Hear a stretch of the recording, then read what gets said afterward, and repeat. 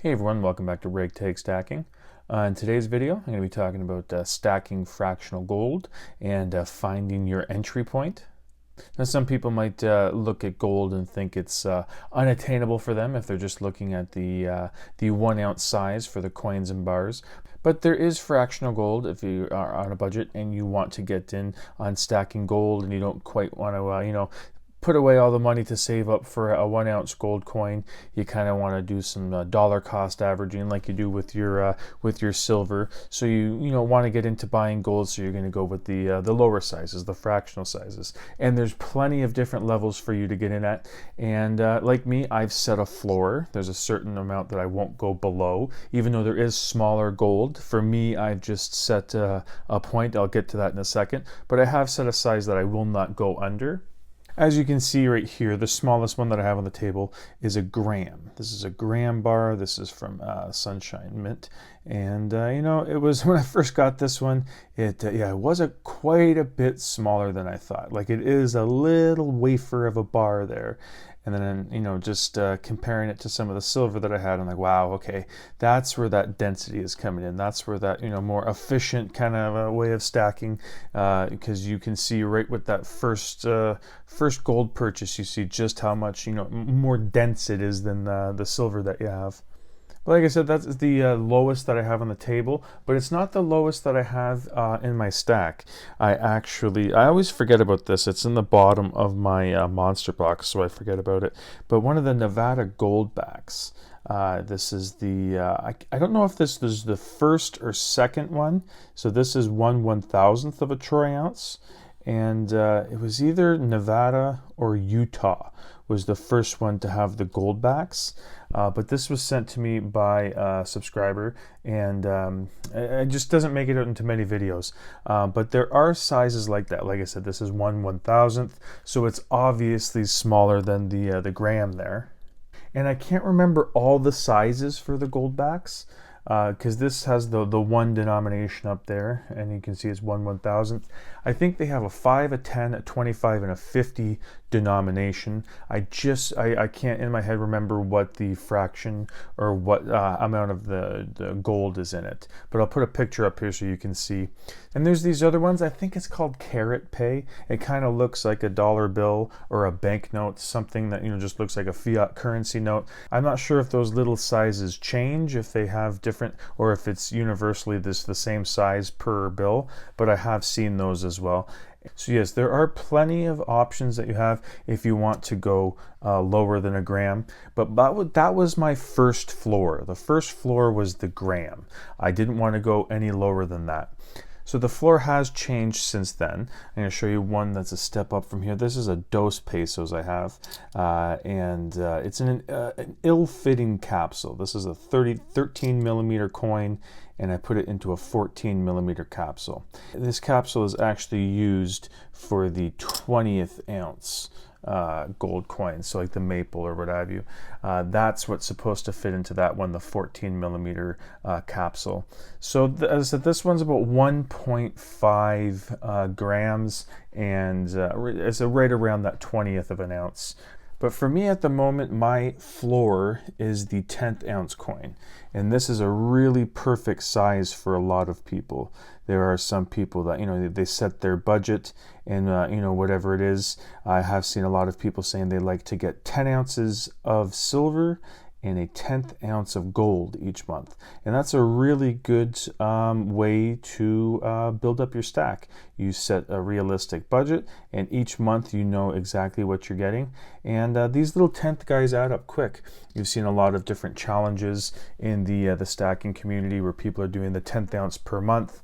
And at the end of the year, you're going to end up with, over an ounce of gold. And if you keep doing that over the years, your stack's going to slowly accumulate. And that's not to say that you have to stay at the 10th ounce size. As far as the coins go, you can make a jump up to the 1/4 ounce. This one here is a 2021 kangaroo. I believe I have a 2019 kangaroo around here somewhere. There it is up there. And this is where the heft starts to come in. My first 1/4 ounce gold coin really had that feeling of, okay, this is starting to get some feel to it. Obviously, like I said, with the gram, it's extremely small. Even the 10th ounce, it's not very thick. It's a smaller coin. But then once you get the 1/4 ounce, that's where like, okay, you start to feel a bit of that weight in this nice compact little coin here. So yeah, that's the jump in coins from 10th to the 1/4. But there are some entry points in between as well if you'd like to get some bars. Now I skipped over 1 bar size when I went straight to the 10th ounce. They have 2.5 gram bars. That's a popular size that you see as well. So I did want to mention that before I continued on. So in between the 10th ounce coin and the 1/4 ounce coin, you have the 5 gram bars. And that would be the next step for me if I were to move my floor, would be the 5 gram. I don't think I'm going to change that. If I'm going to make a change, it's going to be no longer getting the 10th and jumping right up to the 1/4 ounce, because I don't want to make it the limit of the 5 gram, because as you can see, I don't have any 5 gram bars here. That's not really a size that I'm looking for. 10 gram bars, sure. 20 gram bars, sure. But the 5 gram never was really on my radar. I'd rather just pick up the 1/4 ounce, because on most sites it's not too much more to get that 1/4 ounce. Is the 1/4 ounce size is the size that I have the most of. I have 2 ounces of gold in the 1/4 ounce size. As far as the 10th ounce coin, gold coins go, I have 9 of those. So I do need 1 more 10th ounce to equal the 1 ounce in that size. So yes, the 1/4 ounce, that's kind of the sweet spot right now. But if you go up a little bit further, the next one that you'll be seeing in popular sizes is the 10 gram. And like I said, the higher you go, the more weight that you're getting, the lower the premiums you will be paying. So yes, in the future, I do plan on getting some 10 gram bars.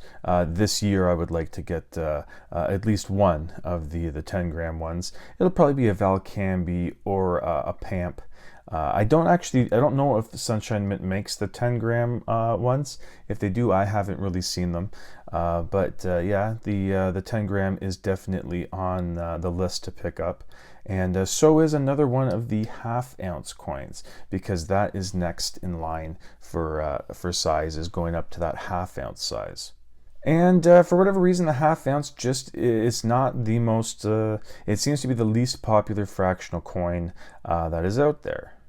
Seems to be kind of in a no man's land. And even if you look at some of the mintages for the coins, if you're looking at the Maples, the Eagles, the Britannia, the ones that make all the sizes from the 10th, 1/4, 1/2, and the 1 ounce, whenever they show the mintages of their coin, the worst or the lowest minted is always the 1/2.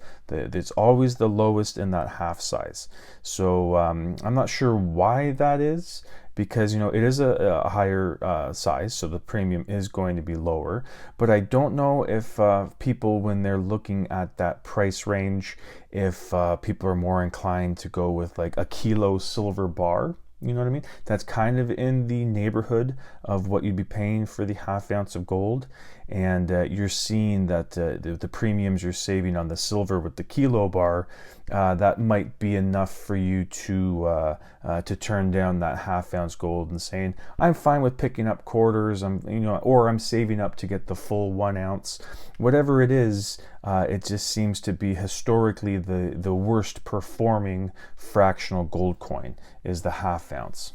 And I don't think I'm going to be actively looking to stack a bunch of them. I got this one because it was a fantastic deal. And I do want to get each size for the Britannia coin. I have the 10th ounce, which is behind there. And this is the 1/4 ounce one. It's one of my favorite gold coins. My favorite gold coin is that Proof Libertad there. But yes, I do want to get each size of the 10th, 1/4, 1/2, and full 1 ounce in Britannia, as well as the Maple Leaf. And the Maple Leaf, this one is an old one. This is from the 1989, so you can see it doesn't have those radial lines. I'll get one that does here, a modern one. So I do want to get those same sizes, the 10th up to the 1 ounce with the maple. But like I said previously, the capsule there that will fit a 20th ounce gold coin. So that's the only 20th that I'm going to get is a maple. And also the maple comes out in a gram coin. They have these little gram maple bar things, and you can buy them individually by the 1 gram. And they also have these sheets where so it's 25, but you can break them off into individual one little individual 1 gram coins. You can break it off. And the gram maples aren't the only ones to do that. There are other bars. I know Valcambi has I believe it's called the Combi bar. I've seen 20 gram bars and 10, I believe they have it in the 10 gram bar as well, where you can break off, it's 20 grams, but you can break it off into 20 individual 1 gram bars. I've seen that with silver as well. One of the ones that I've seen the most with silver is the 100 gram one, where you have 100 1 gram things that you can fractionalize and break off. But yes, I just mentioned it, which was the 20 gram bar.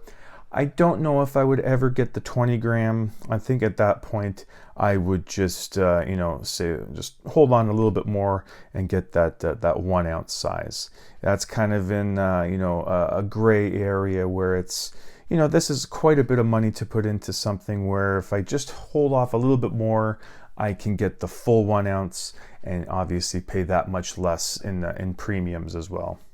So yeah, that's the video I wanted to make, just because with my stack in particular, I don't have too much of a variation in size. You know what I mean? It's just the gram, the tenth, and the quarter. That's basically all that makes up my stack. I said I got a little bit of the gold back there, but I don't have many gram bars yet, and I don't have anything that's smaller than the gram. There are different channels and different videos that do have a bit more of a variety of the fractional stuff that is below the gram. I just don't have any to showcase here. So that's why when you're seeing gold in this channel, it's primarily in the tenth to quarter ounce range. And I do plan on getting some 1 ounce coins as well, so you can look forward to seeing that making its way onto the channel. But for right now, what you see is what you get with the stack here, which is primarily that tenth and quarter.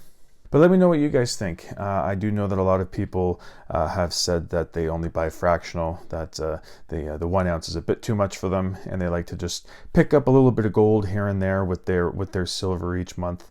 And I fully understand where they're coming from. That's the same boat that I'm in. But then I have seen some other people that just say they cannot justify paying the premiums on it. And I completely get where you're coming from there as well. And if you are in the situation where each month or every 2 months you can pick up a 1 ounce gold coin, then that is awesome. And I can see why you would go ahead, and I can see why you go with that route. But yeah, like I said, that's it for today's video. Thank you so much for watching, and I hope you come back for the next one. Thank you.